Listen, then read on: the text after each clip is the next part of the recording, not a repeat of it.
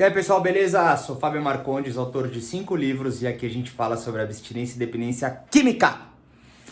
Me fizeram uma pergunta, uma sugestão de tema, ficaram com algumas dúvidas, eu achei muito legal, porque fazia tempo que eu não recebia assim um contato direto para uma pergunta e, poxa vida, eu fiquei um pouco intrigado, porque eu lembrei que eu tinha deixado de lado assim, né, o aspecto do momento de uso de álcool e drogas, porque a pergunta que me fizeram foi o seguinte: como é que era na ativa? A ativa, dentro das comunidades de terapias com álcool e drogas, no mundo da dependência química, a ativa representa o momento de uso, naturalmente, e limpo o momento de abstinência, de sobriedade.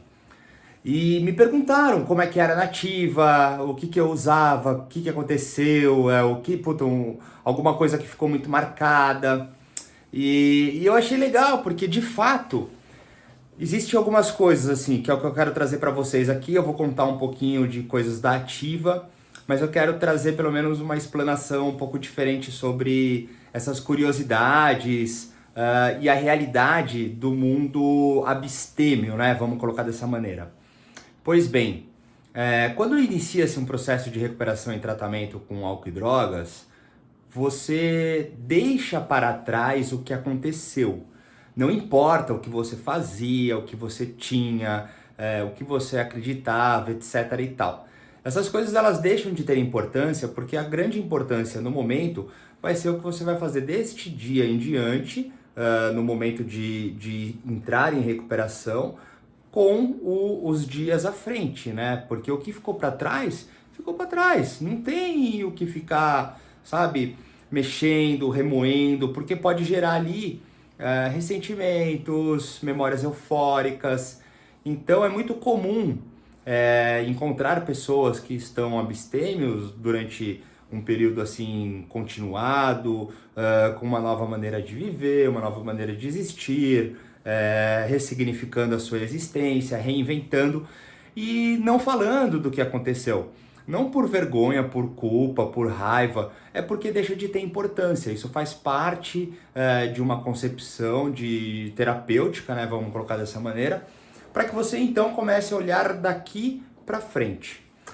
Em contrapartida, eu sei que gera curiosidade, principalmente para pessoas que convivem, né, são cônjuges de pessoas que fazem uso de álcool e drogas, ou de repente jovens, ou pessoas mais velhas que estão começando uma vida assim de ativa, né, vamos colocar dessa maneira. Então rola esse interesse. E eu pensei, né, eu separei alguns tópicos aqui pra gente conversar, pra gente começar a entender que muitas vezes, não como uma regra, não como uma máxima, mas o uso de álcool e drogas, ele também pode estar vinculado a uma sensação de pertencimento, a uma necessidade de identificação. E eu estava pensando, né? O álcool e a droga, pela publicidade, não em cunho de propaganda, vou reformular. O álcool e a droga exposto nas dramatizações, na romantização, nas questões de fotografia, filmes, poesias, músicas, danças contemporâneas e etc. A gente tem na mesma fatia a exposição dela sendo algo glamuroso, luxuoso, de prazeres, sabe, muito grandes, inalcançáveis se não fosse pelo álcool e a droga. Então existe um fascínio, existe uma fantasia, existe um fetiche ligado ao universo do álcool e a droga. E isso realmente é encantador, é apaixonante, é algo que você olha e fala, porra, eu quero estar coberto de mulheres e homens lindos e lindas, maravilhosas, nos melhores ambientes, com as drogas que me levam às maiores e melhores sensações, e assim por diante.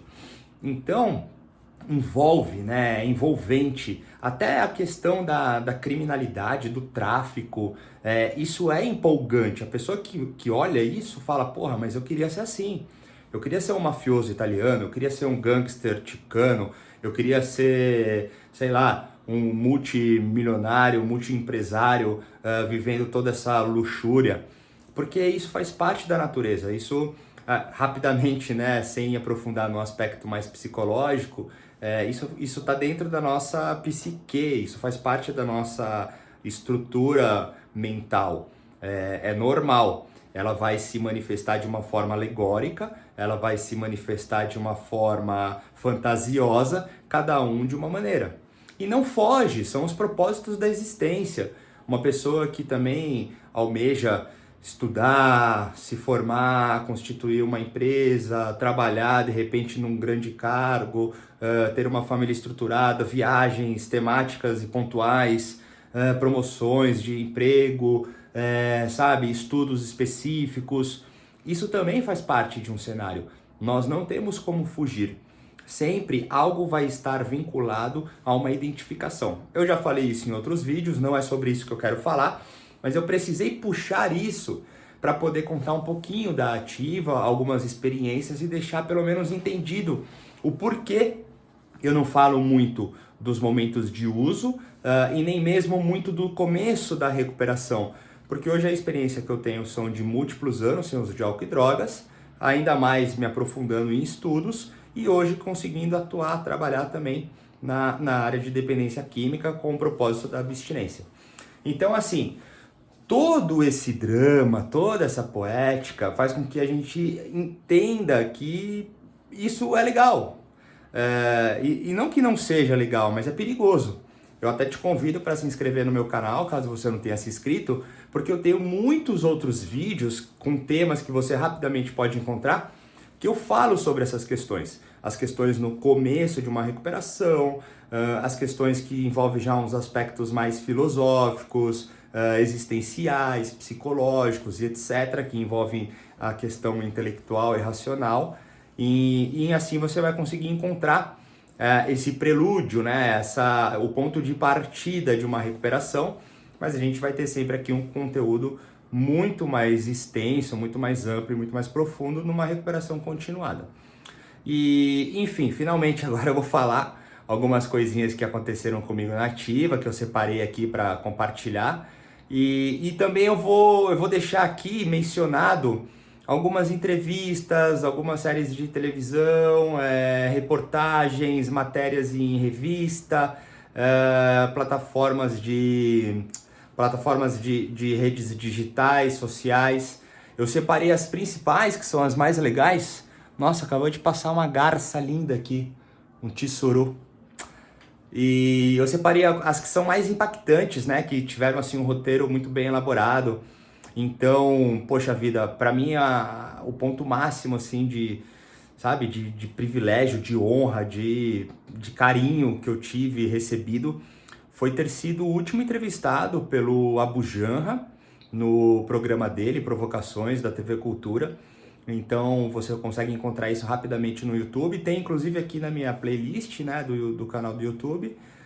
Mas se você colocar Fábio Marcondes Provocações, você encontra rapidamente.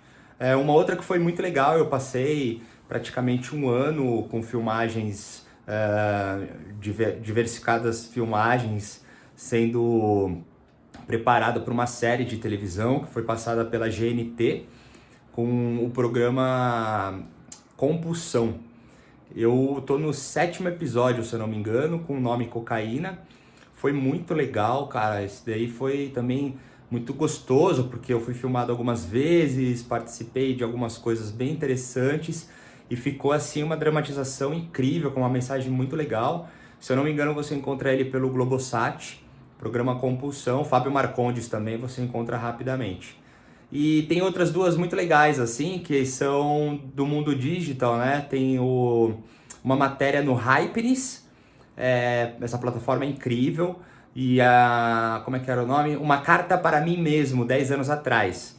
Eu fiz uma brincadeira lá com eles também e eu conto um pouquinho a minha história. Também, se colocar Fábio Marcondes, encontra. E uma outra que ficou incrível também de plataforma digital, que é o Draft, o projeto Draft, que é uma plataforma de comunicação com, enfim, vários aspectos assim muito atuais. E ali também eu explanei de uma forma bem transparente uma série de coisas assim de ativa, né, de começo de recuperação. E então também, se colocar Fábio Marcondes no Draft, você encontra o tema, se eu não me engano, era quase troquei minha vida por um prato de cocaína. Eu acho que é isso mesmo, se eu não me engano. Eu separei aqui, mas enfim, os nomes são... Se colocar o meu nome, né, Fábio Marcondes, no Google aparece bastante coisa. Tem a revista Vênice, que eu participei também, que é uma revista das antigas de surf aqui de São Paulo. Tem uma matériazinha na Sou Mais, que é da... Puxa, eu não vou lembrar de qual revista que era, mas enfim... Tem bastante coisa, tem o programa JB da Baixada Santista em Santos também, que eu fiz uma exposição de arte. Todas essas que eu estou mencionando aqui, eu deixo explícito o momento de ativa, as experiências que eu passei, o início da recuperação. Então ele é muito mais visceral nesse aspecto e você vai encontrar esse conteúdo, e principalmente você que me pediu isso, né? Mas para a gente deixar aqui o meio dessa conversa iniciando para o fim, eu estava pensando, né? Porque as grandes dúvidas são, mas quais são os efeitos das drogas? O que aconteceu de pior para você? Qual que foi a pior droga? São muitas perguntas dessa maneira, né? E basicamente foram essas que chegaram para mim. Então eu estava pensando, eu tive um uso de álcool e droga que ele perdurou por um tempo como sendo algo bom, ele não era ruim de todo mal, até porque eu era jovem e meu organismo se regenerava rapidamente, eu não passava ressacas longas, eu nunca tive envolvimento com crime, com tráfico, parênteses, cara, um parênteses muito importante nisso, qualquer uso de droga tem vínculo ao crime e ao tráfico, você não precisa estar vivendo aquilo, mas se você tem isso, mesmo que seja a sua semente para você plantar e ter na sua casa, ela partiu de uma origem que tem vínculo ao crime e ao tráfico. Então, não tem como viver uma mentira dessa. Se a gente quiser aprofundar nisso, aí fica uma história chata, igual a gente vive hoje, que tudo é errado, enfim. Porque, poxa, o álcool também, ele manifesta uma série de coisas com exploração de trabalho, o tabaco nem se fala, a cafeína, que, poxa, o lavrador não consegue nem receber o que tem. Então, assim, calma, vamos por partes, vamos pensar que a droga tem, obviamente, o seu envolvimento do tráfico, mas o que eu quero dizer é que eu não tive uma vida que, posteriormente, no final da minha ativa, eu já estava ali vivendo a degradação, como eu já falei bastante aqui, de, poxa, ver espírito, escutar helicóptero, achar que estavam vindo atrás de mim, sem motivo nenhum, ficar isolado no quarto, porque eu já não conseguia mais socializar. Então, assim... O final de uso abusivo e excessivo de álcool e droga é quase que sempre o mesmo, ou estado de rua, degradação completa do corpo, da mente, do espírito, enfim, de todas as possíveis ligações. Mas antes disso, acaba sendo prazeroso, acaba sendo gostoso. Eu sempre fui tímido, sempre tive uma insegurança gritante, mesmo que não existisse isso em aspecto social, como depois eu fui descobrindo, eu tinha isso internamente, eu já falei isso também em outros vídeos, eu acabei não mencionando, mas obviamente, para você que me perguntou sobre essas questões de ativa e as perguntas que voltam sempre para o início de recuperação, eu tenho 5 livros publicados, que você encontra nas grandes livrarias do Brasil, inclusive do mundo, onde nesses 5 livros eu tenho explicitamente não somente os momentos de ativa, como o momento de recuperação, o início da recuperação e depois uma recuperação continuada, mas eu sempre consigo ali representar e retratar e deixar também transparecido muitas coisas que eu vivi no começo da recuperação e antes, né, naquela degradação de uso, até porque eu comecei a escrever aos 27 anos e eu entrei em recuperação aos 29. Então foram 2 anos de anotações em completamente uso. E ali tem toda essa transparência, esse compartilhamento de informação. Mas eu tava pensando, né, o grande ponto assim que eu posso dizer é que quando eu fumei maconha, cara, eu tive um efeito que poucos têm, né, que eu fiquei totalmente alucinado, eu fiquei totalmente maluco. Nossa, atravessei o espelho e foi muito ruim, tanto que eu não usei mais e depois eu fui usar quando eu tinha, isso foi com 14 anos, eu só voltei a usar com 18. Até lá eu só bebia e cheirava a lança. Era a droga que eu tinha. Aí com os 18 eu comecei e aí foi ladeira abaixo. Só aumentava a quantidade de uso e incluía novas drogas. Mas assim, uma que foi marcante para mim foi a maconha, nesse aspecto de alucinação, de enlouquecimento. E o LSD também, ele marcou muito forte em mim. Eu tive aquela sensação de déjà vu, como se ela não terminasse. Então, poxa, eu tava aqui conversando com vocês, eu saía, abria a porta, pegava uma água. Aí, enquanto eu abria a porta, eu sabia que eu já tinha aberto a porta, eu sabia que eu ia pegar água, eu antecipava os momentos. Então, assim, eu tive uma fragmentação, assim, entre o tempo e o espaço horrível. E eu tive que aprender a viver com isso, porque durou ali, eu já retratei também num outro vídeo, mas contando aqui, juntando tudo, foram quase 2 meses tendo que aprender a viver em déjà vu. Eu tinha lapsos de sanidade, de lucidez e voltava no estado, porque o LSD me pegou forte.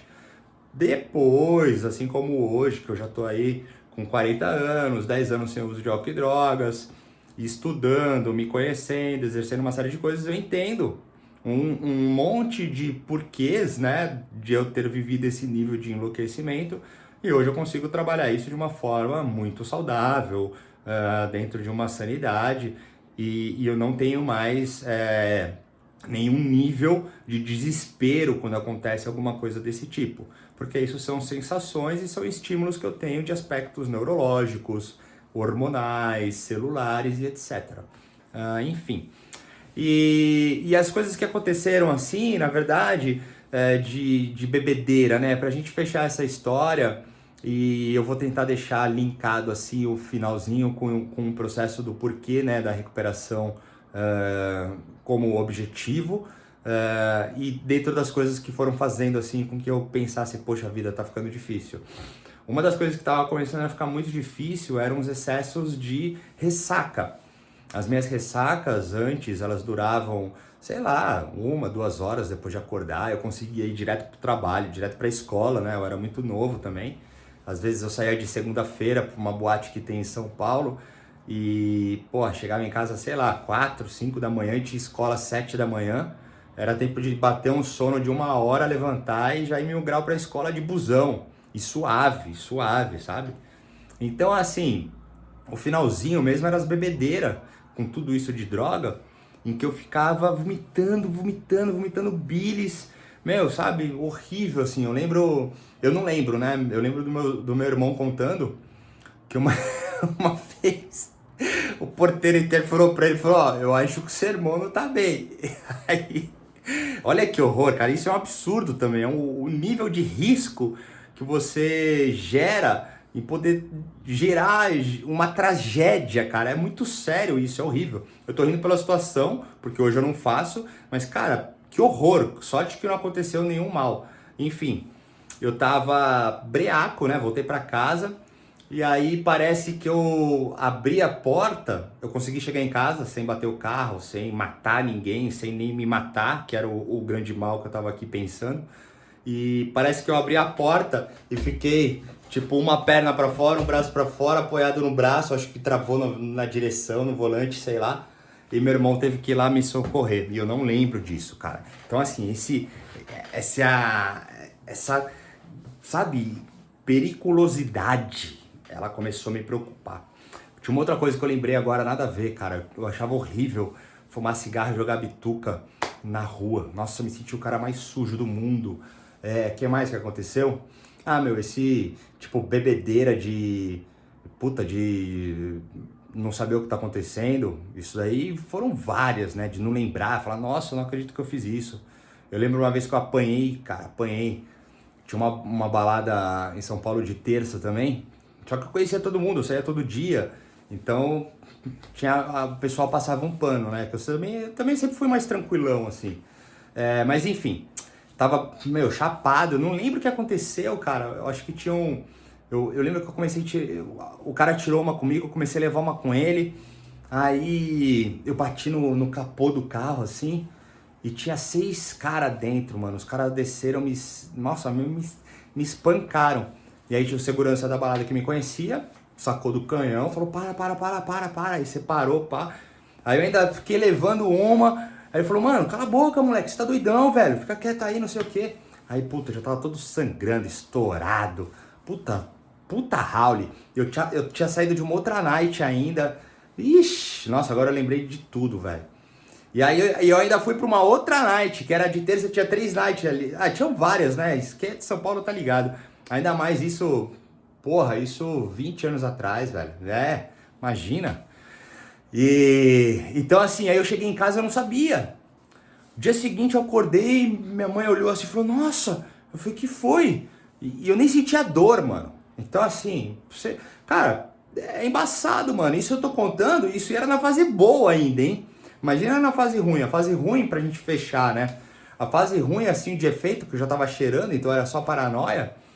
Se você percebeu, eu consegui responder as perguntas, linkando elas nas historinhas. E na finaleira mesmo, que eu já tava fazendo isso várias vezes, a minha sensação era de me prostituir, porque eu ia na boca sem grana, eu trocava meus pertences, às vezes eu ia pra... Cara, mano, nossa senhora, eu lembrei de uma agora que, pelo amor de Deus, tinha uma night em Sampa que virava a noite no centro. É clássica, eu não vou falar nome, mas é clássica. Quem é do rolê mesmo, 13, tá ligado.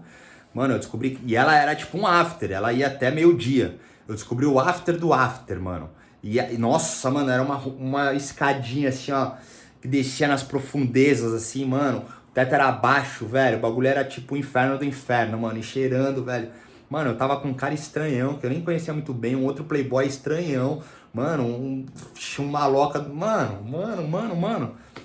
Velho, quando eu tava nesse rolê, o final do final, eu falei, velho, fudeu, tô fudido. Daqui pra lá, eu não sei o que vai acontecer comigo.